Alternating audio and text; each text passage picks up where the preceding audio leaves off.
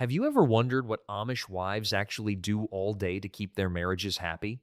Here are 12 rules they follow from sunrise to bedtime that most modern women would never accept. Wake before husband. An Amish wife rises before her husband every morning. This is not optional, it is expected.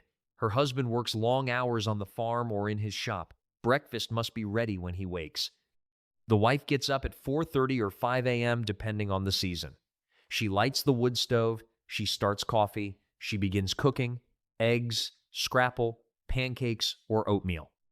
By the time her husband comes downstairs, the food is on the table. This pattern repeats every single day. The wife's role is to ensure the household runs smoothly, and that starts before dawn. Never refuse intimacy. Amish wives are taught that intimacy is a marital duty. The husband's needs must be met. Refusal is not acceptable. This teaching comes from the Bible, specifically Paul's instruction that spouses should not deprive each other. The wife's personal feelings are secondary to her obligation. If her husband initiates, she is expected to respond. The cultural expectation is clear. A wife's body belongs to her husband once they are married. Modern sensibilities might call this coercive. The Amish call it obedience to Scripture. A happy marriage includes regular intimacy initiated by the husband and accepted by the wife. The wife handles any discomfort privately through prayer or conversation with older women. Keep house spotless. The condition of the home reflects on the wife. A dirty house suggests a lazy or incompetent wife. A clean house demonstrates her dedication and skill. Amish homes are expected to be spotless, floors swept daily, surfaces wiped down, dishes washed immediately after meals. The wife manages all of this while caring for children, cooking, and handling other responsibilities. Cleanliness is about order. The Amish value order and discipline in all areas of life. The wife's job is to create an environment where her husband can rest and her children can thrive. Dirt and clutter accumulate quickly in a household with many children. The wife must stay ahead of the mess. Standards are high, and they are enforced through social pressure. Sew all clothing. Amish families do not buy store-bought clothing. The wife sews every piece of clothing her family wears. Shirts for her husband, dresses for herself and her daughters, pants for her sons. This is a requirement. The wife must know how to sew well enough to produce durable, properly fitted garments that meet the community's standards for modesty and plainness. She also mends torn clothing. Sewing happens in the evenings or during children's nap times. A single dress can take several hours to complete. A family of 10 requires a constant rotation of new garments as children grow and old clothes wear out. She must stick to dark blues, greens, grays, and blacks. Her skill with a needle reflects her competence as a wife. Can and preserve food. Feeding a family year-round requires preservation. Amish wives spend late summer and fall canning vegetables, fruits, and meats. Tomatoes are processed into sauce. Peaches are canned in syrup. Green beans are packed into jars. Meat is pressure canned for long-term storage. The wife must know how to do this safely. Improperly canned food can cause botulism, a deadly illness. She also makes jams, jellies, pickles, and relishes.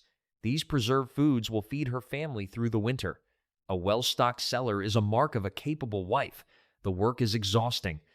Canning requires standing over a hot stove for hours in the summer heat. The wife does all of this while managing her regular household duties. She cannot take a break from cooking dinner just because she spent the day canning. Both must happen. Raise children alone. The husband works outside the home, the wife raises the children. This division of labor is absolute. Amish fathers are not expected to change diapers, soothe crying babies, or help with homework. Those are the wife's responsibilities. She manages every aspect of childcare from birth through adolescence. She feeds, dresses, disciplines, and teaches them. If a child misbehaves during the day, the wife handles it. In families with 8 or 10 children, this is a massive workload. The wife juggles the needs of infants, toddlers, school-aged children, and teenagers simultaneously. Older daughters help, but the ultimate responsibility rests with the mother. She cannot complain that she is overwhelmed. Managing a large household and many children is what she signed up for when she married. A happy marriage requires her to fulfill this role without resentment. Support husband's decisions. When the husband makes a decision, the wife supports it. Even if she disagrees, even if she thinks he is wrong, her role is to submit to his leadership. This applies to financial decisions, parenting choices, and major life changes. If the husband decides to buy farm equipment, the wife does not argue. If he disciplines a child harshly, she does not contradict him in front of the children. If he wants to move the family to a different community, she accepts the decision. The Amish believe this structure creates stability. One person makes final decisions. That person is the husband. The wife can express her opinion privately when they are alone, but once he has decided, she must fall in line. Public disagreement is not acceptable. It undermines his authority and creates confusion for the children. A happy marriage requires the wife to trust that her husband will lead well. Her job is to support, not to control. Avoid worldly influences. The wife must guard herself and her family against worldly influences. This means no television, no radio, no internet, and no close friendships with non-Amish people. She cannot listen to popular music. She cannot read romance novels or magazines. She cannot watch movies. These things introduce ideas and values that conflict with Amish teachings. A wife who allows worldly influences into her home risks corrupting her children and weakening her marriage. She must be vigilant. Even small exposures can create problems. A child who hears a pop song on the radio might start questioning why the Amish do not allow music. A wife who reads a magazine article about women's independence might start resenting her submission to her husband. The wife's job is to create a home that is separated from the world. This separation protects the family's faith and commitment to Amish life. She limits her children's contact with non-Amish neighbors. She monitors what her daughters read. She ensures the family's focus remains on faith, work, and community. A happy marriage thrives in isolation from worldly distractions. Manage on limited budget. Amish families live on modest incomes. The husband provides what he can, and the wife must make it stretch. She cannot ask for more money. She cannot complain that the budget is too tight. Her job is to manage. This means shopping carefully, buying only necessities, making do with what is available. She grows a large garden to reduce grocery costs. She sews clothes instead of buying them. She uses every scrap of food and wastes nothing. Leftover bread becomes pudding, vegetable scraps become soup stock. She learns to cook filling meals from inexpensive ingredients. Beans, potatoes, and homemade bread form the foundation of most dinners. Meat is served sparingly. The wife cannot indulge in unnecessary purchases. No decorative items for the house. No treats for herself. Everything she buys must serve a practical purpose. If money is especially tight, she finds ways to earn a little income without leaving the home. She might sell baked goods or eggs to neighbors. She might take in sewing or mending, but her primary responsibility is always the household. A happy marriage requires her to make the family's financial situation work without burdening her husband with complaints. Help in fields when needed. During planting and harvest seasons, the husband needs extra help. The wife is expected to provide it. Even though she has household responsibilities, she must make time to work in the fields when her husband asks. This might mean spending hours picking vegetables, stacking hay bales, or driving a team of horses.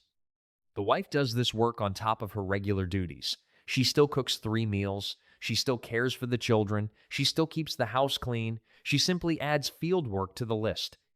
Amish wives do not complain about being tired. Physical exhaustion is expected. Life on a farm is hard for everyone. The wife's willingness to help her husband when needed demonstrates her commitment to the family's success. She cannot say she is too busy with the house. She cannot say the work is too hard. She must find a way to manage both. Some wives bring their younger children to the field with them. The children play nearby while the mother works. Older daughters might take over household chores while their mother is in the field. The family adapts. The expectation remains. The wife helps when called. Host church services. Amish church services rotate through members' homes. Every family hosts once or twice a year. When it is the wife's turn to host, she must prepare her home for 100 or more people. This is a massive undertaking. The house must be spotlessly clean. Benches must be arranged for seating. Food must be prepared for the after-service meal. The wife does not do this alone. Other women in the community come to help, but she is responsible for coordinating everything. She must plan the menu. She must bake enough bread. She must ensure there are enough tables and dishes.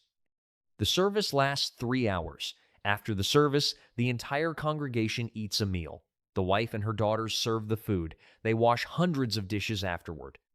They clean the house again after everyone leaves. This happens twice a year. It is exhausting and stressful, but it is also a mark of respect. Hosting church shows the family is committed to the community. The wife's performance during hosting reflects on her husband.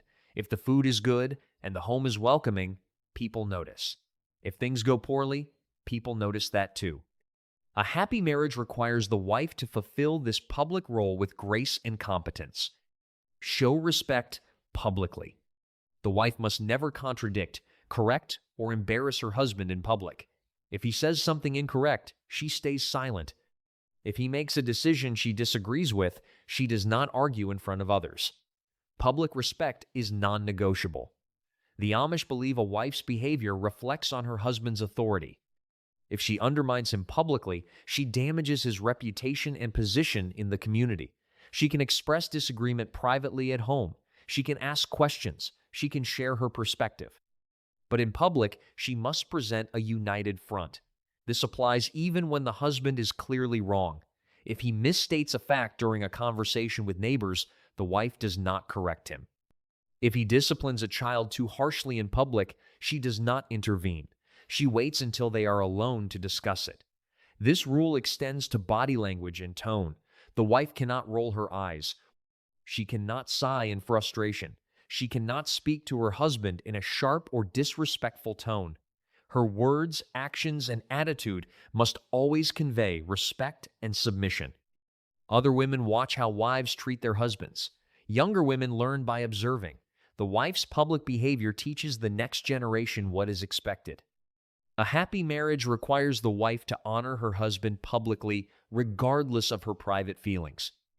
These 12 rules govern the daily life of an Amish wife.